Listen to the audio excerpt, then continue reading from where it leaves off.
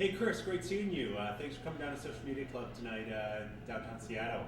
So, wanted to get your perspective on, where you think how social media will change in 2009 for brands or agencies or anyone interacting with social media in 2009. I think it's interesting. Everything old is new again, it seems. Conversations have always been around. It's just now they're legitimate to have conversations between, let's say, corporate clientele and like human beings, and it's more of that happening. And so, every day a new tool seems to come out. It doesn't really matter that the new tool is out there. It's that the idea is out there of having legitimate conversations and kind of tearing down barriers that still exist. It's just they get circumvented kind of on the down low. It's just circumventing them in public and being transparent about things that may happen that otherwise wouldn't get talked about. The idea of social media is this incredibly vast resource that is I'd say largely untapped to this point, and it will continue to be that way. I mean, it's impossible to cover everything, but as long as you're true to yourself, true to your brand, and you understand that brand is becoming increasingly decentralized and can no longer be controlled in traditional means, the sooner you understand that, the better off you're going to be for a company, as an individual. It doesn't really matter. There's something in this for everybody. It's legitimate. It's not going away, and it's certainly accessible. The thing you got to wrap your head around is that it does exist, and it's really not that tricky to understand. So long as you speak to human beings as though they are human beings, everybody's going to win. Tell me a little bit about your plans for Gnomedex this year and what you're up to with your business and how you're growing it or what you see changing in your audience and participation related to that. Well, it's becoming an interesting landscape with the internet kind of expanding omnidirectionally. But despite there being a wealth of places where you can upload video, YouTube is leading the pack. And I would say there are more people out there who don't know who I am than do know who I am. And I'm fine with that. And as long as I understand that, then any kind of planning that I do around that, I think is going to be successful, as it has been in the past to this point. Gnomedex is going into its 9th year. It's certainly not the same as it was back in 2001.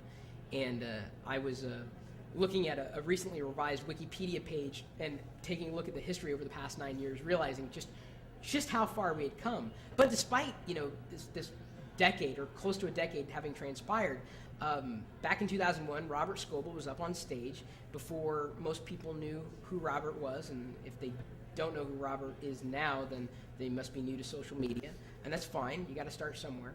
But Robert was on stage talking about blogging and RSS and all these concepts that were just beyond even the most technical people. And fast forward to today, and these terms are still very much relevant. Business models have been built around these terms, and that's really what Gnomedex has kind of been for me, is this place to surface interesting ideas and things that have been out there happening without many people necessarily knowing about it, or maybe a lot of people knew about it but didn't know kind of behind the scenes. So it's been casually refined into an experience that is kind of a juxtaposition between the world of technology and us, humanity. So this idea of human circuitry is I guess the phrase that I tried to define as to what exactly this conference was, because it's more than just this mechanical device that we have in our hands. It's what it allows us to do. Technology is becoming increasingly pervasive. And I think there's still a place for having those discussions, legitimate discussions, that aren't just cast aside they don't know what they're talking about. They're crazy. They're the fringe lunatic, or the lunatic fringe. I think I can't remember, the fringe lunatic or the lunatic fringe. I think is what it was.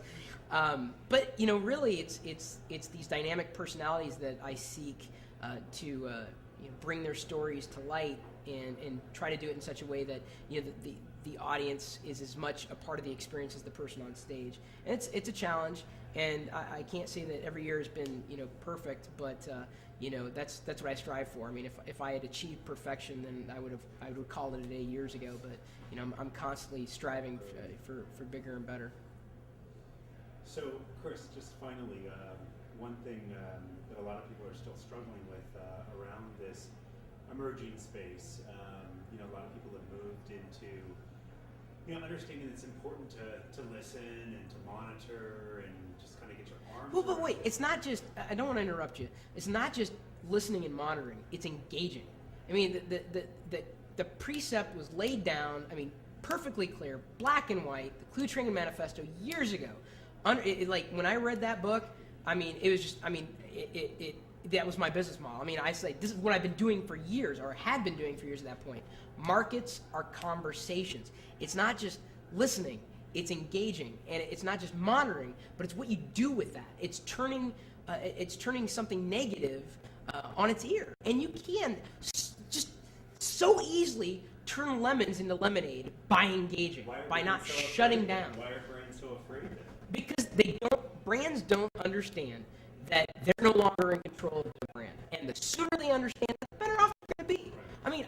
I can argue that all day long. It doesn't matter. I know it's the truth because I've seen it play out over and over and over again.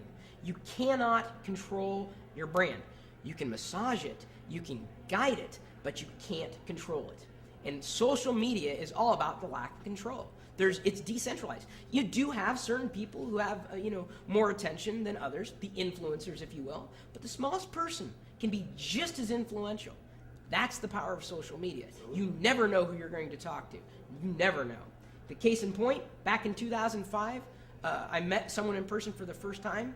No one knew who he was. Mike Arrington came up to Gnomedex, said, Chris, that was one of the best conferences I ever did. Really cool. What are you doing? Well, I'm working on this company, and then he just started a blog at that point, just a small blog.